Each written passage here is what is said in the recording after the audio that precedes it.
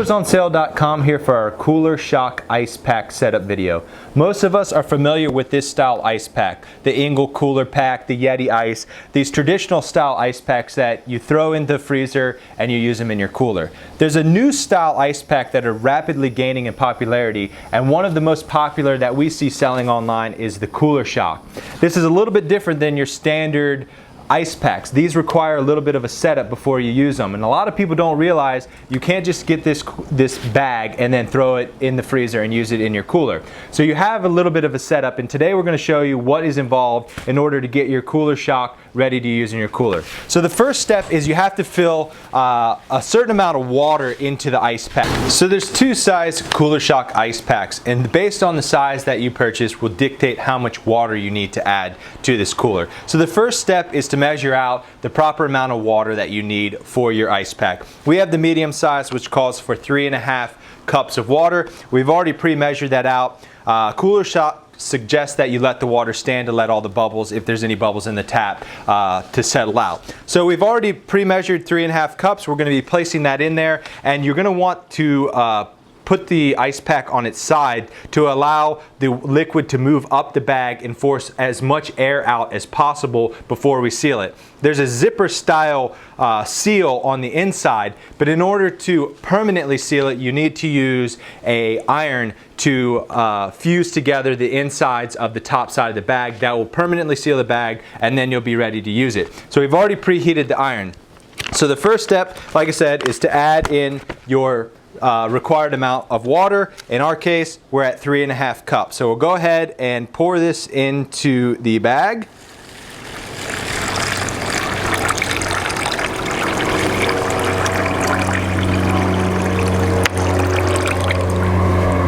All right, and then lay it flat so that the water will work its way up the side of the bag, and we can essentially get out all the air. You'll even feel as the water works its way up, it almost wants to squirt out the top. So lay it flat as you can and get out as much air as possible before you seal it with the zipper.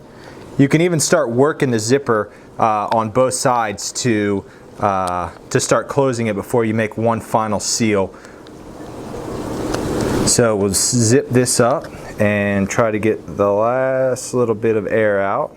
I think we got it. Okay, so now we're sealed up.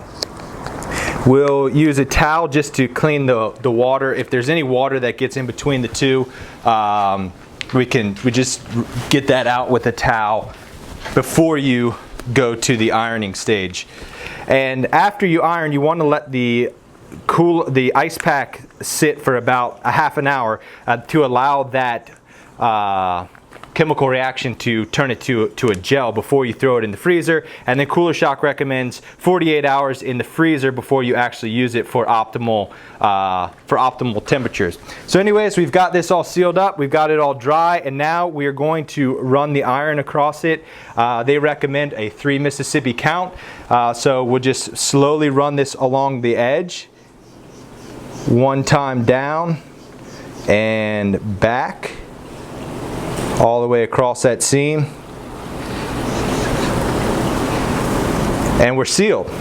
The bag is now fused together permanently. Like you see, you can't pull those two pieces. I'm not going to touch it right now because it's hot for a little while, but you can't pull this apart like you could before to get to that zipper. It's now fused permanently. So you want to wait about 30 minutes to allow the liquid to gel fully before you throw it in the freezer, but then you're ready to use your Cooler Shock.